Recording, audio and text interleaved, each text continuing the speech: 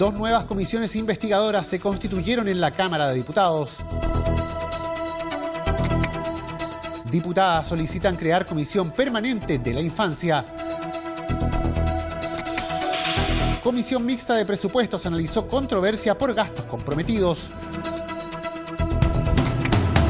A ley perfeccionamiento de causal de término de contrato de docentes municipales por salud incompatible.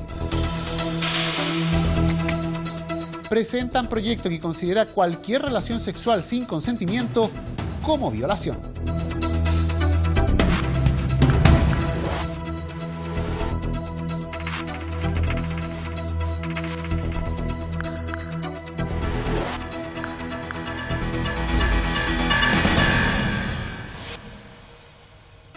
¿Qué tal? Sean bienvenidos a una nueva edición de Frecuencia Legislativa. En esta oportunidad, capítulo de resumen con parte de lo más destacado abordado por la Cámara de Diputados durante este mes de mayo. Vamos a iniciar la edición de hoy contándoles que dos nuevas comisiones investigadoras se constituyeron en la Cámara de Diputados. La primera abordará en un plazo de 60 días el tema de la reconstrucción en Antofagasta y Atacama por los daños provocados por los aluviones del 2015.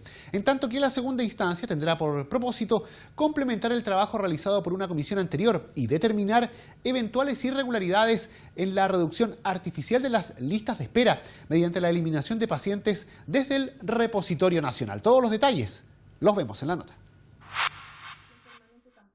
Dos nuevas comisiones investigadoras se constituyeron e iniciaron formalmente su trabajo en la Cámara de Diputados. Una encargada de analizar el uso de recursos de la Ley Reservada del Cobre para la reconstrucción de las zonas afectadas en las regiones de Antofagasta y Atacama por el frente de mal tiempo ocurrido en el año 2015. Y otra para estudiar eventuales irregularidades en la reducción artificial de listas de espera. La primera instancia, que acordó sesionar los días lunes, será presidida por la diputada Daniela Chicardini, quien explicó parte de los objetivos que perseguirán. Es la constitución de una comisión investigadora que está referido en el mandato de esta comisión para la región de Antofagasta y Atacama a propósito de la reconstrucción. Hay varias cosas en las cuales sí sería necesario ir aclarando en distintas materias, vivienda, obras de mitigación, etcétera, etcétera, a propósito también de distintas situaciones de fenómenos naturales que hemos vivido en esta zona y que ha sido bastante azotada. Y en esa lógica fue necesario poder generar esta instancia para poder también tener claridad y ir recopilando también antecedentes que sean necesarios para poder tener claridad de cómo ha sido este proceso. La instancia, que tendrá un plazo de 60 días para rendir su informe, definirá su agenda en una próxima sesión, tras recibir las propuestas de los distintos integrantes de la comisión. Obviamente el compromiso que uno asume es poder dar las mayores garantías y que esta comisión obviamente sea lo más transparente posible. Por eso también le he pedido a los mismos parlamentarios, miembros de esta comisión, los cuales sean ellos los que envíen la lista de invitados para poder ir haciendo un cronograma, donde la segunda sesión que vamos a tener de esta comisión va a ser el próximo lunes 28 a las 3:30 de la tarde en el ex Congreso en Santiago, para poder ir definiendo de cómo vamos a ir coordinando y organizando las exposiciones de los distintos invitados en las sesiones siguientes. El grupo parlamentario está compuesto, además de la diputada Chicardini, por los diputados Nino Baltolu, Juan Fuensalida, Nicolás Noman, José Miguel Castro, Sofía Cid, Francisco Eguigurren, Loreto Carvajal, Marcela Hernando, Daniel Núñez, Catalina Pérez, Juan Santana y Gabriel Silver. La segunda comisión investigadora, que eligió como presidenta a la diputada Carol Cariola, vendrá a complementar el trabajo realizado por una instancia previa. En dicho plano, buscará recabar antecedentes sobre las actuaciones de los funcionarios públicos adscritos a los establecimientos de salud correspondientes a diversos servicios de salud, con el objeto de determinar eventuales irregularidades en la reducción artificial de las listas de espera mediante la eliminación de pacientes desde el Repositorio Nacional de Listas de Espera. La comisión sesionará todos los días martes y contempla invitar en sus primeras diligencias al ministro de Salud, Emilio Santelices, a la subsecretaria de Redes Asistenciales, Gloria Burgos, y al Contralor de la República, Jorge Bermúdez. El grupo parlamentario está compuesto, además de la diputada Cariola, por Erika Olivera, Cristina Girardi, Ricardo Celis, Andrés Celis, Juan Luis Castro, Víctor Torres, Juan Antonio Coloma, Miguel Crispi, Jorge Durán, Sergio Gaona, Carlos Abeljarpa, Javier Macaya y Patricio Rosas. Y un grupo de diputadas solicitó crear una comisión permanente de la infancia. El objetivo de las parlamentarias Marisela Santibáñez, Cristina Girardi y Pamela Giles es separar las temáticas relacionadas a la infancia de la Comisión de Familia y Adulto Mayor, donde actualmente se tratan dichos temas. Pasar de la protesta a la propuesta es el objetivo de la modificación reglamentaria que persigue crear la Comisión Permanente de Infancia. Como detallan las diputadas Marisela Santibáñez y Cristina Girardi, contar con una instancia dedicada exclusivamente a los temas de la infancia permitirá mejorar y profundizar el tratamiento de materias no resueltas como la deserción escolar y los abusos. El año 2017 hay una deserción de más de 37.000 niños en la educación pública y eso a todos nos preocupa muchísimo.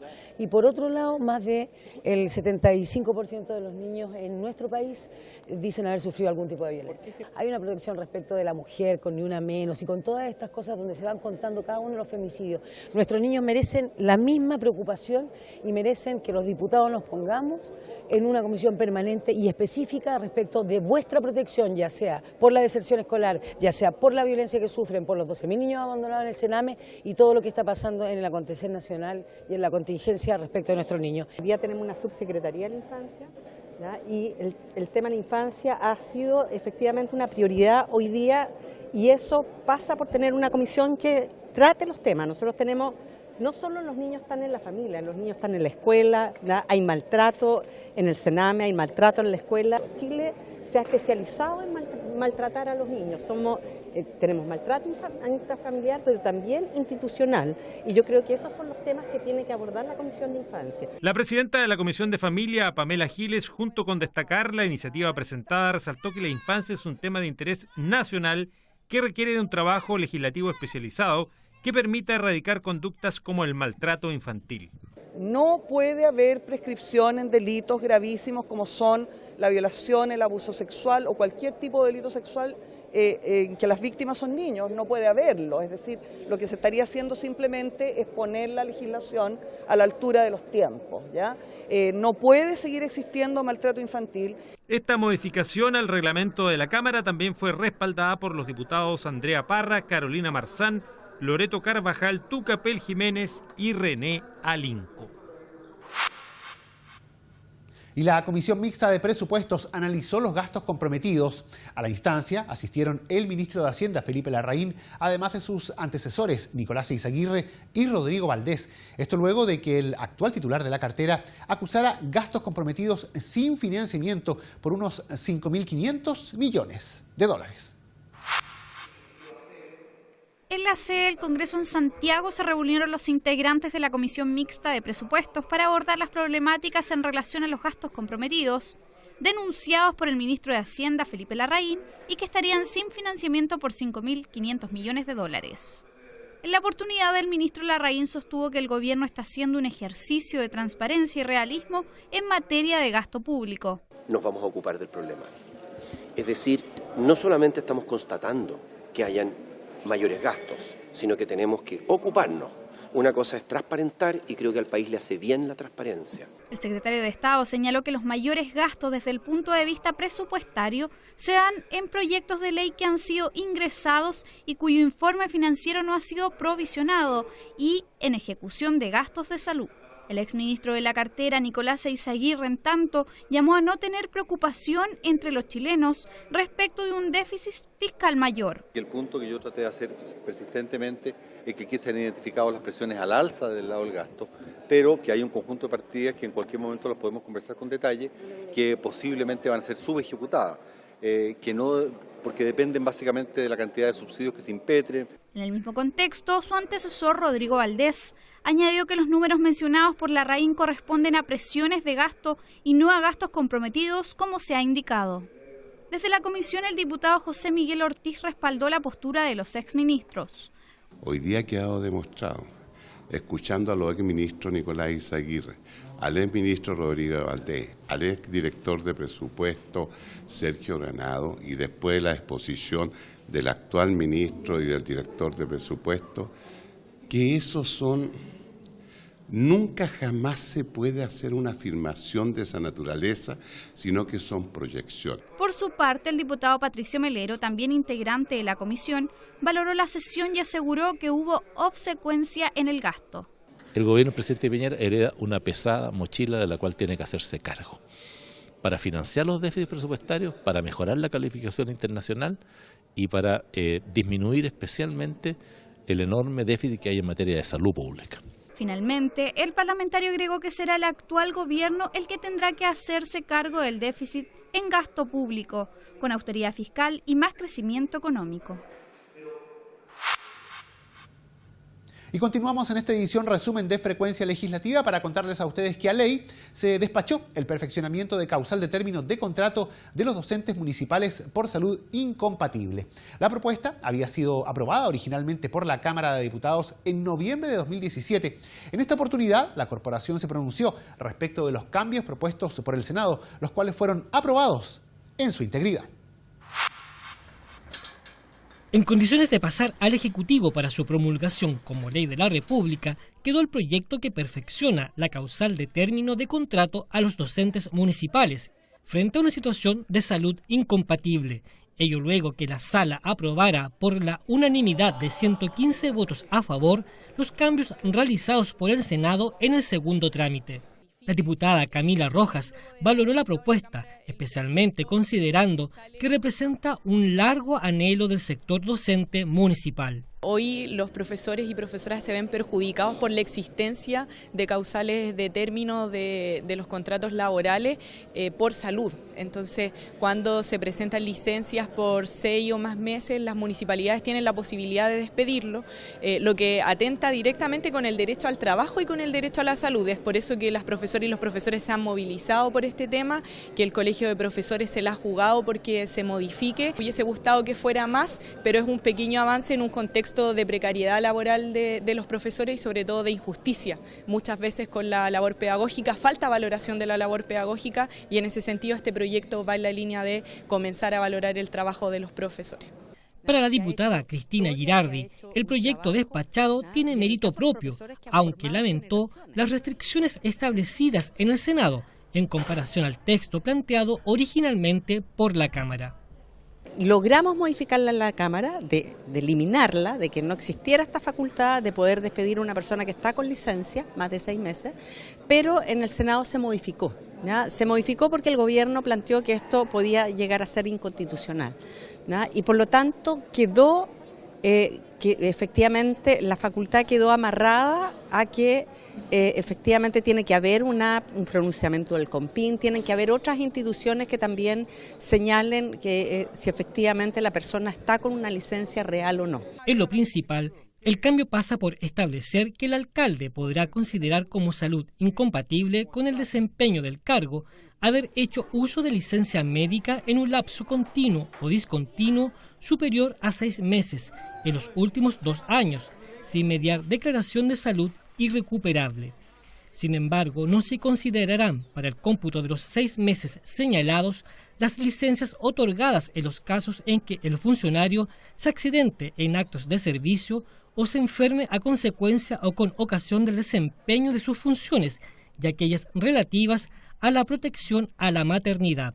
Además, se establece que el alcalde, para ejercer la facultad señalada, deberá requerir previamente a la Comisión de Medicina Preventiva e Invalidez la evaluación del profesional docente respecto a la condición de irrecuperabilidad de su salud que no le permite desempeñar el cargo.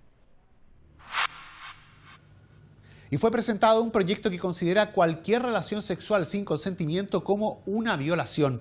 Las diputadas del Partido Comunista Carol Cariola, Carmen Hertz y Camila Vallejo presentaron un proyecto de ley que busca precisar en el Código Penal que cualquier tipo de relación sexual sin consentimiento será considerada como una violación. Sí es sí, no es no. Ambas afirmaciones son las que las diputadas Carol Cariola, Carmen Hertz y Camila Vallejo buscan precisar por medio de un proyecto de ley que dispone que las relaciones sexuales sin consentimiento serán consideradas como violación. Como detallan las diputadas Cariola y Hertz, la moción sustituye el artículo 361 del Código Penal por uno nuevo en que la falta de consentimiento de la víctima pasa a ser un punto central para la existencia de violación. Que cuando no hay consentimiento en una relación sexual es violación. Y eso es lo que queremos decir hoy día con mucha claridad, que ningún juez tenga la duda de establecer el delito de violación cuando no exista consentimiento. Se ha dicho con mucha fuerza, sí es sí, no es no. O sea, una mujer no puede seguir siendo considerada como un sujeto pasivo que siempre está dispuesta para la relación sexual. El código hoy día establece que solamente tienen que haber violencia o incapacidad de resistencia por parte de la víctima y de lo contrario no es violación. Nosotros creemos que lo único que tiene que haber, no haber es consentimiento. Si no hay consentimiento es violación y con eso basta. O sea, no puede ser que si las mujeres nos resistimos, nos asesinan y si las mujeres no ponemos resistencia, consentimos. La carga de la prueba se cambia. En este caso, el victimario tiene que probar que no hizo violación. Actualmente es la víctima la que tiene que probar. Por lo tanto, el caso es que la mujer en esta definición arcaica del Código Penal es considerada un objeto sexual. Poner la legislación chilena a tono con los derechos de las mujeres y su capacidad de decidir y tener un marco que le permita establecer el consentimiento es fundamental, a juicio de la diputada Camila Vallejo. Lamentablemente en Chile siempre la duda se pone sobre la víctima y cuando se trata de mujeres abusadas o violadas es más todavía que la mujer tiene que probar, que la mujer puede probablemente estar mintiendo. ¿Por qué no dijo no? ¿Por qué no se resistió físicamente? Y entonces nosotros decimos no, aquí quien tiene que probar que hubo consentimiento supuestamente es el victimario. ¿Ya? Y la verdad es que muchas veces las mujeres aceptan participar en una relación sexual, pero no en algunas cosas de la relación sexual. Y cuando no hay consentimiento en algunos ámbitos de la relación sexual, tampoco está permitido que el hombre o otra persona realice ese acto dentro de una relación sexual si no hay consentimiento. Ninguna mujer está simplemente dispuesta a llegar a denunciar porque sí, porque es un proceso difícil. Entonces, el no entender es verlo desde la posición dominante, muy patriarcal propia de la masculinidad y no entenderlo de la posición de las víctimas, que es una situación mucho más compleja. Entonces, insistimos, la carga de la prueba no puede estar en las víctimas, tiene que estar en los victimarios. La moción también indica que la mera inacción o falta de resistencia de la víctima no constituye manifestación de consentimiento. Por último, entiende que no hay consentimiento cuando se usa fuerza o intimidación, cuando se aprovecha la privación de sentido de la víctima o su incapacidad para oponer resistencia, cuando se abusa de la enajenación o trastorno mental de la víctima o cuando hay participación de más de una persona en la perpetración de los hechos. Y en una información de la jornada, el primer vicepresidente de la Cámara de Diputados, Jaime Mulet, evoluciona favorablemente tras ser sometido a una intervención quirúrgica. Se trató de una pancreatoduodenectomía, que consiste en la extracción de parte del páncreas tras haberse encontrado la existencia de algunos tumores benignos con potencial transformación a la malignidad, según explicó el especialista en cirugía oncológica de la clínica alemana, doctor Ricardo Rossi. El legislador fue trasladado a la unidad de cuidados intermedios, donde se espera sea monitoreado hasta el próximo sábado para continuar la recuperación en su domicilio. La esposa del parlamentario, Flavia Torrealba, comunicó que el diputado Mulet se encuentra en buen estado de ánimo y con muchas ganas de salir rápidamente de esto para volver a ponerse a disposición de su gente en Atacama y todo lo que tiene que ver con sus responsabilidades como diputado y primer vicepresidente de la Cámara. Con esta información nosotros ponemos término entonces a la presente entrega noticiosa aquí en Frecuencia Legislativa. Y les recordamos que el detalle de todas estas noticias siempre usted lo puede encontrar en nuestra multiplataforma, a la cual accede por intermedio del www.cámara.cl. Muchas gracias por su compañía. Siga junto a Cámara de Diputados Televisión.